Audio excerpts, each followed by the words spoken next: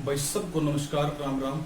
और आज की इस वीडियो में एक इम्पोर्टेंट मुद्दे पर बात करेंगे, क्योंकि रिजल्ट आ चुका है ग्रुप डी का। भाई जो वेटिंग लिस्ट थी वो लगा दी है, और उसमें जो जिन बच्चों का सिलेक्शन हुआ है, लगभग 3,000 के आसपास बच्चों का सिलेक्शन हुआ है। तो वहां पर क्या है, अब बच्चे इस कशमकश में है कि भाई डी ग्रुप में हम ज्वाइन करें या फिर आने वाली जो कलर की भर्ती का रिजल्ट आएगा उसमें भी जिन बच्चों का नाम है हम उसमें जाएं, इसमें भर्ती लें, या फिर इसको पेंडिंग छोड़ के उसमें जाएं। तो इन सारी बातों का जवाब आपको इस वीडियो में मिलेगा। तो चलिए करते हैं इस वीडियो को स्टार्ट। तो सबसे पहला फैक्टर भाई इनकम का फैक्टर, मतलब कि इनकम आपको कहाँ ज्यादा मिलेगी। अब यहाँ पर देखो, इस फैक्टर पे बात करने से पहली बात तो ये कि ये फैक्टर इतना मैटर नहीं करता, लेकिन कुछ बच्चों के लिए ये फैक्टर भी मैटर करता है। तो पहले से मैं आपको बताता हूँ कि इन हैंड आपको कितनी सैलरी मिलेगी। मैं आपको ग्रेड पे की बात नहीं करूंगा, डायरेक्टली इन हैंड की बात करूंगा। ग्रुप डी और कलर की पोस्ट में, यहाँ पर ग्रुप डी में आपको इन हैंड में आपको बताऊं अप्रोक्सीमेटली, बिल्कुल एग्जैक्ट नहीं है, अप्रोक्सीमेटली है, क्योंकि कोरोना वायरस के चलते कुछ एक चीजें हमारी रोक दी गई है सैलरी में। तो मैं आपको बताता हूँ, ग्रुप डी में आपको अप्रोक्सीमेटली 19,000 के आसपास तनख्वाह मिलेगी इन हैंड। लगते ही तुरंत आपको 19,000 के आसपास अप्रोक्स सैलरी मिलेगी। और कलर की अगर बात करें तो अप्रोक्स सैलरी आपको मिलेगी 22,000 रुपए। अप्रोक्स सैलरी 22,000 रुपए। यहाँ पर अगर मैं इनका डिफरेंस देखूं तो 3,000 का डिफरेंस है। अप्रोक्स 3,000 का डिफरेंस है। और मैं बार बार अप्रोक्स ही बोल रहा हूँ, क्योंकि ये एग्जैक्ट वैल्यू जो नहीं है, 150, 100, 200 ऊपर नीचे हो सकता है। तो मेरे को एक बात बताओ भाई, पहली बात तो ये, अब आपको सर ग्रुप डी में 19,000, दूसरी बात कलर में 22,000, फायदा तो 22,000 में यहाँ पर देखने से लग रहा है कि फायदा 22,000 में है। लेकिन सोचो आगे जाकर दिक्कत कितनी होगी। मैं आपको एक बात बताता हूँ भाई, अगर फॉर एग्जाम्पल मान लो आपकी ग्रुप डी की ज्वाइनिंग आ गई है, अब आप ग्रुप डी की ज्वाइनिंग लेते समय ये सोच रहे हो कि हो सकता है मैं ये ज्वाइनिंग ना लूं और कलर वाली में मेरा लिस्ट में नाम आ जाए, तो ये 5 नंबर जो मेरे यहाँ पर लगने हैं भी उसमें लग जाए। आप अगर ऐसी कोई बात सोच रहे हो तो आप बहुत गलत सोच रहे हो भाई। सबसे पहली बात तो ये कि अगर जो मेरा कंक्लूजन है मेन, अगर आपके ग्रुप डी की लिस्ट में नाम है तो आपको एट द पॉइंट ज्वाइन कर लेना चाहिए। 24 तारीख तक का टाइम है, आपको ज्वाइन कर लेना चाहिए। उसमें देखो उसमें फायदा क्या होगा, मेरे को एक बात बताओ भाई, यहाँ पर आप फायदा क्या निकालोगे। अगर कलर की भर्ती में आप लग भी गए, मेरे को एक बात बताओ, कलर की भर्ती में आप 1% मान लो आपका सिलेक्शन हो भी गया, तो भर्ती के बाद आपको मान लो आप रोहतक से हो, आप यमुनानगर से हो, आप हिसार से हो, मान लो उन्होंने आपको मेवात साइड भेज दिया, नू में आपको भेज दिया, नू में आपकी पोस्टिंग होगी किसी डिपार्टमेंट के अंदर, ठीक है। तो मेरे को बताओ भाई, इन 22,000 का वहां पर फायदा क्या है। अगर आपको ये लगता है कि 22,000 तो बते रहे, तो भाई बार बाहर रह कर देखो, तुमने बेरा पटेगा, ठीक है। और मैं आपको एक बात और बताता हूँ, जो डी ग्रुप की जो नौकरी है, इसमें चांसेस हैं, अगर आप ज्वाइन करोगे, जल्दी से जल्दी आप ज्वाइन करोगे, तो इसमें चांसेस हैं आपको आपका मतलब होम डिस्ट्रिक्ट मिल जाए, ठीक है, होम डिस्ट्रिक्ट मिल जाए, लवे के लवे मिल जाए। ऐसे भी बच्चे हैं भाई जो घर से सिर्फ 10-15 किलोमीटर की दूरी पर जाकर जॉब कर रहे हैं, बहुत थोड़ी दूर पर उनको डी ग्रुप की नौकरी मिली। और बेनिफिट वही है भाई, नौकरी अगर अपने हरियाणवी में कि भाई बाहर की साबत और घर की आधी बराबर हो जाकर है। तो सीधी सी बात है, अगर आप कलर में भी कितने बाहर जाकर नौकरी करोगे और घर में रह के अगर आप ग्रुप डी की नौकरी करोगे तो बहुत बढ़िया बात है।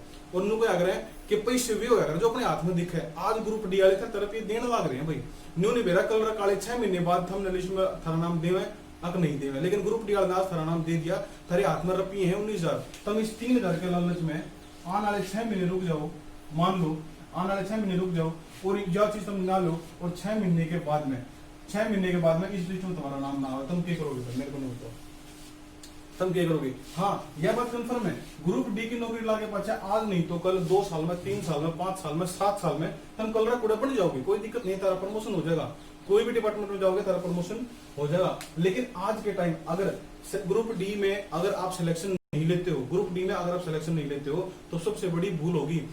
ग्रुप डी का जब पहले रिजल्ट आया था, जब स्टार्टिंग में इसका रिजल्ट आया था 2019 में इसका रिजल्ट आया था, स्टार्टिंग में आया था शायद जनवरी के आसपास। तो उस टाइम पर बहुत सारे बच्चे ऐसे जो BA-LLB करे हुए थे, PhD करे हुए थे, बड़े बड़े ग्रेजुएशन करे हुए थे, वो पढ़े लिखे बच्चे थे। जब रिजल्ट आया तो उन्होंने लिस्ट में नाम देखा, कोई PN लगा हुआ है, कोई बेलदार लगा हुआ है, कोई भाई हेल्पर में लगा हुआ है, वो बोले कि हम ये नौकरी करेंगे। मैं उन सारे बच्चों से ये पूछना चाहता हूँ कि आपने ग्रुप डी का फॉर्म ही क्यों भरा था अगर आपने ये नौकरी नहीं करनी थी तो। ग्रुप डी के अंदर यही तो सब आते हैं। अब आपको वो नौकरी भी नहीं करनी, लेकिन फॉर्म भर के आपने उन बच्चों का जिंदगी खराब करनी है जो उसमें लग सकते थे। तो उन बच्चों के लिए मैं कह रहा हूं कि अगर आपने ग्रुप डी का फॉर्म भर रखा है, आपका सिलेक्शन हो गया है, आपका लिस्ट में नाम है, तो मेरी रिक्वेस्ट है और आपके लिए बेनिफिशियल होगा भविष्य में, आप उसको ज्वाइन कर लो, आपका बेनिफिट होगा। देखो मान लो अब ये जो एनवायरमेंट मैंने आपको बताया, इसके अलावा अब मैं एक बात आपको ऐसी और बता दूंगा जो बात सुनने के बाद आपको पता चलेगा कि डी ग्रुप में और कलरक में की फर्क होगा।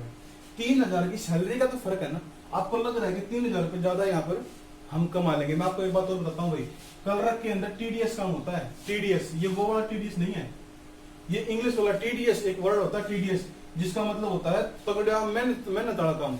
मैं आपको एक एस्टिमेट से बताता हूँ कि डी ग्रुप के अंदर अगर आपने एक काम करना है ना, तो इसके बदले कलरक में आपने 10 काम करने पड़ेंगे।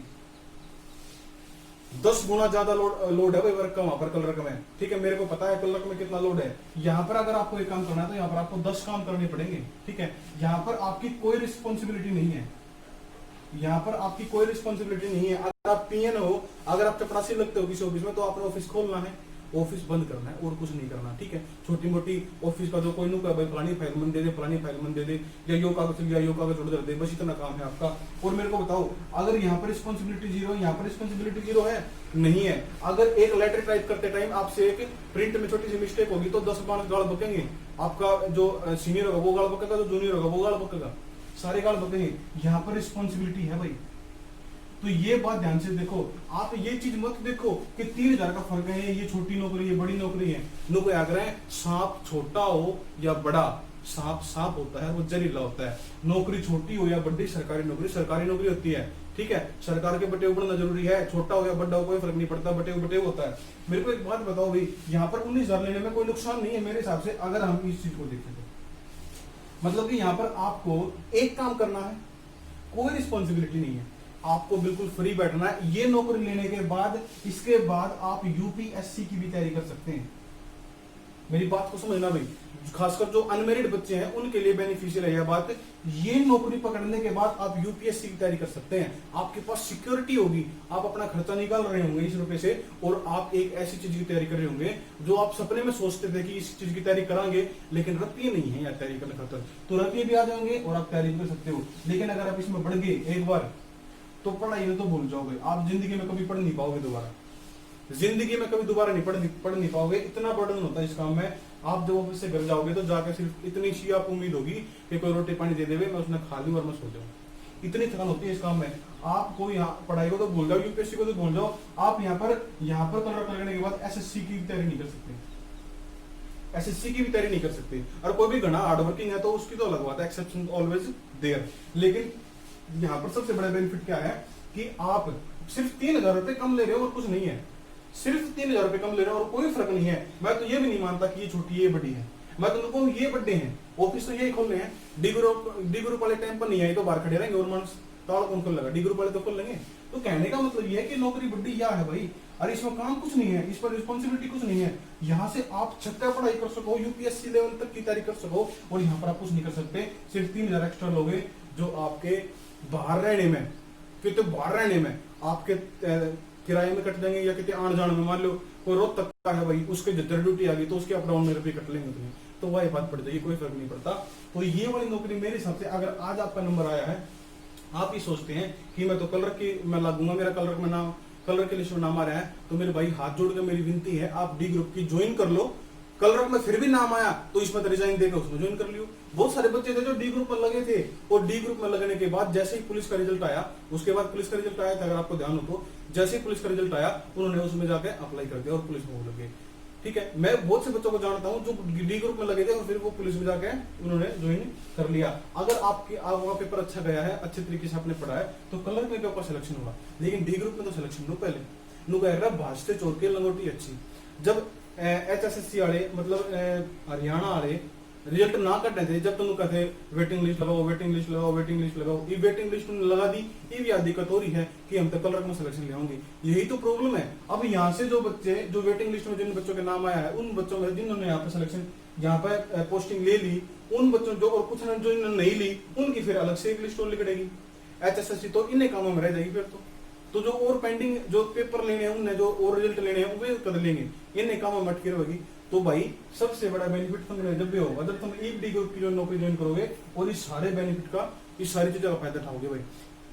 आपको मैं एक बात बताता हूँ। पहली बात तो देखो, इसमें यह बात तो कोई फर्क नहीं पड़ता कि भाई डी ग्रुप और क्लर्क में जो है वर्क प्रोफाइल में छुट्टी अलग अलग होती है। देखो, अगर आपकी सिविल नौकरी आपने मिलती है, सिविल, ठीक है, सिविल अगर आपने मिला है दोनों में, तो सैटरडे संडे की आपकी छुट्टी है भाई, ठीक है, सैटरडे संडे की। अगर आपने मान लो पुलिस डिपार्टमेंट में कहीं पर नौकरी मिलती है, चाहे डी ग्रुप में चाहे सी ग्रुप में, फिर तो आपकी सिर्फ संडे संडे की छुट्टी है। तो यह थी इन्फॉर्मेशन भाई आज की वीडियो में।